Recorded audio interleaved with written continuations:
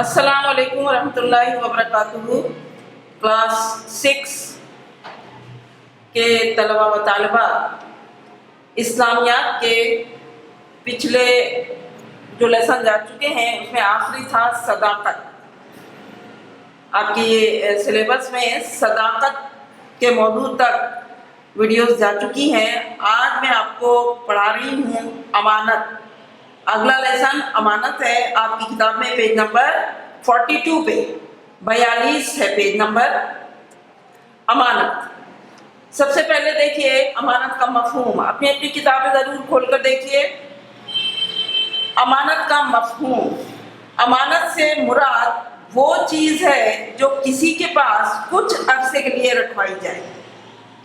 امانت کا یہ مفہوم ہمیں سورۃ البقرہ کی اس آیت سے ملتا ہے، فَلْيُؤَدِّ الَّذِي اؤْتُمِنَ أَمَانَتَهُ۔ تو امانت دار کو چاہیے کہ صاحب امانت کی امانت کو واپس کر دے۔ اب امانت کی حقیقت اور وسعت ہیڈنگ ہے۔ امانت کا لفظ بہت وسیع معنی رکھتا ہے۔ اس سے مراد وہ ذمہ داریاں بھی ہیں جو ہم پر عائد کی جاتی ہیں، ان کو پوری دیانت کے ساتھ انجام دینا اور اس سلسلے میں کسی قسم کی کوتاہی نہ کرنا بھی شامل ہے۔ سورۃ النساء میں ہے، ان اللہ یأمرکم ان تؤدوا الامانات الی اہلہا۔ بے شک اللہ تعالیٰ حکم فرماتا ہے کہ امانت والوں کی امانتیں ان کے حوالے کر دو۔ یہاں امانت سے مراد عہدے اور ذمہ داریاں ہیں۔ عہدے اور ذمہ داریاں ہیں جن کے لیے حکم دیا جا رہا ہے کہ وہ ان لوگوں کے سپرد کی جائیں جو اس کی قابلیت اور اہلیت رکھتے ہیں۔ آپ صلی اللہ علیہ وسلم نے فرمایا جس سے مشورہ کیا جائے وہ بھی امین ہے۔ رسول اللہ صلی اللہ علیہ وسلم کے فرمان کے مطابق محفل میں کی ہوئی باتیں بھی امانت ہیں۔ ٹھیک ہے، اگلی ہیڈنگ دیکھیے، امانت میں کیا کیا چیزیں آ گئی اب آپ سمجھ گئے ہوں گے۔ ذمہ داریاں ہیں، عہدے اور منصب ہیں، اور کسی کی کہی ہوئی باتیں ہیں، یا کسی کے راز ہیں، یا کسی کے عیب ہیں، یا کوئی چیز، یہ سب امانت میں شامل ہے۔ ان سب کی حفاظت کرنا چاہیے، لوگوں میں پھیلانا نہیں چاہیے۔ آگے دیکھیں، رسول اللہ صلی اللہ علیہ وسلم بحیثیت امین، تمام انبیاء امین تھے جنہوں نے اللہ تعالیٰ کے احکامات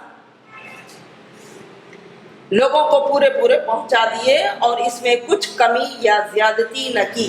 نبی اکرم صلی اللہ علیہ وسلم نبوت کے اعلان سے پہلے امین کے لقب سے جانے جاتے تھے۔ رسول اللہ صلی اللہ علیہ وسلم سب سے زیادہ امانت کا حق ادا کرنے والے تھے۔ کفار مکہ آپ صلی اللہ علیہ وسلم سے دشمنی و عداوت کے باوجود اپنی قیمتی چیزیں آپ صلی اللہ علیہ وسلم کے پاس بطور امانت رکھوایا کرتے تھے۔ ہجرت مدینہ کے وقت بھی آپ صلی اللہ علیہ وسلم کے پاس لوگوں کی کچھ امانتیں تھیں۔ یہ امانتیں ان مشرکین مکہ کی تھیں جو آپ صلی اللہ علیہ وسلم کی جان کے دشمن تھے، لیکن ہجرت مدینہ سے پہلے رسول اللہ صلی اللہ علیہ وسلم کو ان امانتوں کی ادائیگی کی اتنی فکر تھی کہ آپ صلی اللہ علیہ وسلم نے حضرت علی رضی اللہ تعالی عنہ سے فرمایا تھا کہ وہ لوگوں کی امانتیں ان کو لوٹا دیں۔ رسول اللہ صلی اللہ علیہ وسلم اس دنیا میں اللہ تعالیٰ کی امانت یعنی اس کے احکامات لوگوں تک پہنچانے کے لیے مبعوث ہوئے۔ آپ صلی اللہ علیہ وسلم اپنے 23 سالہ دور نبوت میں اس امانت کو لوگوں تک پہنچاتے رہے۔ یعنی نبوت جب ملی ہے 40 سال کی عمر میں، اس کے بعد پورے 23 سال تک آپ اپنی ذمہ داریاں پوری کرتے رہے۔ آگے ہیڈنگ ہے امانت کی اہمیت اور فضیلت۔ امانت کی حفاظت اور اس کی ادائیگی بہت اہمیت رکھتی ہے۔ امانت میں خیانت سے وہ معاشرتی نظام درہم برہم ہو جاتا ہے اور فساد پیدا ہوتا ہے۔ امانت کی ادائیگی نہ ہونے کی صورت میں لوگوں کی جان و مال اور جائیداد سب غیر محفوظ ہو جاتے ہیں۔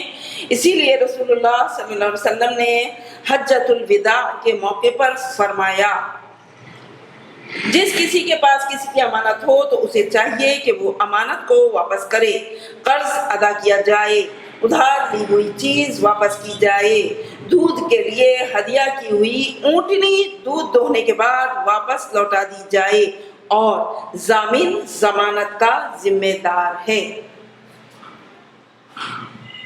ٹھیک ہے، ضمانت دینے والا بھی ایک طرح سے امانت کا حامل ہوتا ہے، اس کے پاس امانت ہے کسی کی، اگر اس نے ضمانت لی ہے تو امانت کا خیال رکھنا ایمان کی علامت ہے۔ رسول اللہ صلی اللہ علیہ وسلم نے فرمایا، جس میں امانت داری نہیں اس کا کوئی ایمان نہیں۔ تو دیکھیں، ایمان ہی ختم ہو جاتا ہے اگر امانت داری نہ کی۔ فلاح پانے والے اور جنت کے حقدار ہونے والے مومنوں کی دیگر خصوصیات کے علاوہ ایک خصوصیت یہ بھی ہے کہ وہ امانتوں کی حفاظت کرنے والے ہیں۔ اللہ تعالیٰ فرماتے ہیں، والذین هم لاماناتہم وعہدہم راعون، اور جو لوگ امانتوں اور وعدوں کو ملحوظ رکھتے ہیں۔ رسول اللہ صلی اللہ علیہ وسلم نے فرمایا، دھوکہ، فریب اور خیانت جہنمیوں کا شیوا ہے، یعنی طریقہ ہے۔ یہ سبق آپ کا مکمل ہو گیا، امانت کے بارے میں آپ نے پڑھا اور سمجھا۔ اب اس کا ہوم ورک،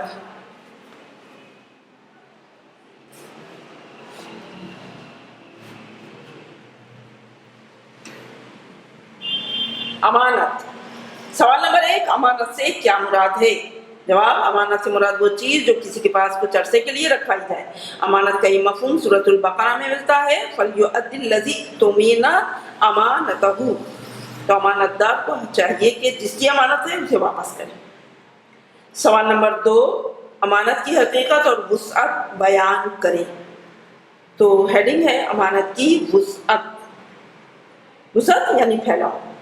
امانت کا لفظ بہت وسیع معنی رکھتا ہے، اس سے مراد وہ ذمہ داریاں بھی ہیں جو ہم پر عائد کی گئی ہیں۔ ان ذمہ داریوں کو کسی کوتاہی کے بغیر پوری دیانت کے ساتھ انجام دینا چاہیے۔ اللہ تعالیٰ کا ارشاد ہے، بے شک اللہ حکم دیتا ہے کہ امانتیں ان کے اہل کے حوالے کرو۔ مطلب یہ ہے کہ عہدے اور منصب ان کو دیے جائیں جو اس کے قابل ہوں۔ حضور صلی اللہ علیہ وسلم نے فرمایا، جس سے مشورہ کیا جائے وہ بھی امین ہے، اور دوسرا ارشاد ہے، محفل میں کی ہوئی باتیں بھی امانت ہیں۔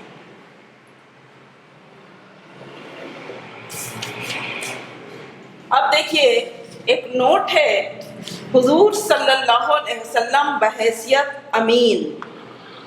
امین کی حیثیت سے ایک پیراگراف بس لکھنا ہے چھوٹا سا۔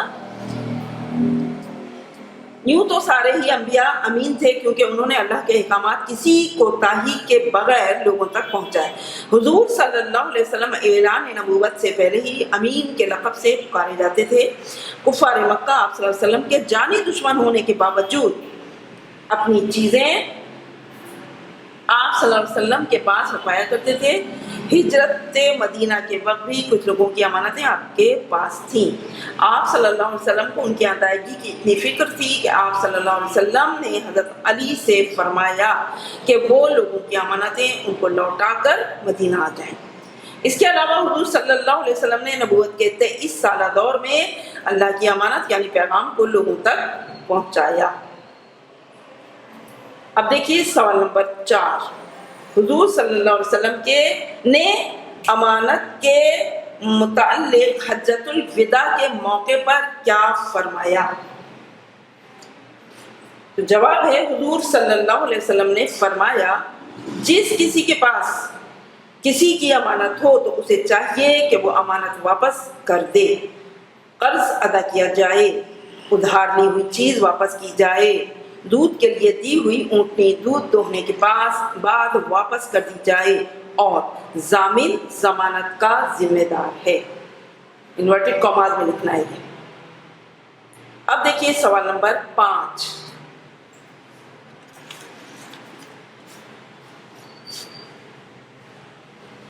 امانت کے بارے میں احادیث رسول لکھیے، تو جواب میں دیکھیے امانت کا خیال رکھنا ایمان کی علامت ہے۔ حضور صلی اللہ علیہ وسلم نے فرمایا جس میں امانت داری نہیں اس کا کوئی ایمان نہیں۔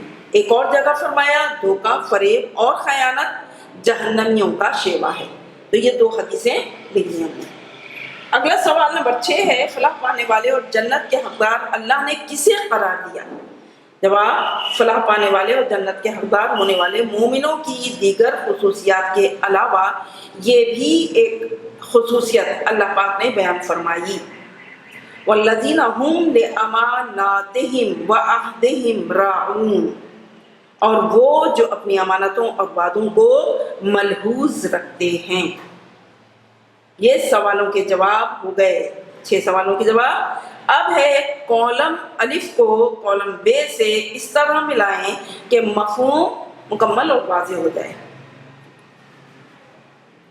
تو یہ آپ کی کتاب میں بھی ہیں، تو اس کو اس طرح ملانا ہے۔ پہلے یہ سارے کالم الف والے آپ لکھ لیجئے اور اس کو بعد اس کو کالم بے سے ملا دیجئے۔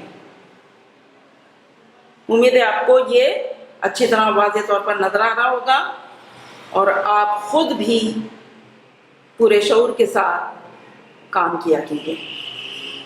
رائٹنگ کلیئر ہونی چاہیے، مارجن لائن چوڑی ہونی چاہیے، آپ کو کاپی کے نمبر اسی صورت میں اچھے ملیں گے۔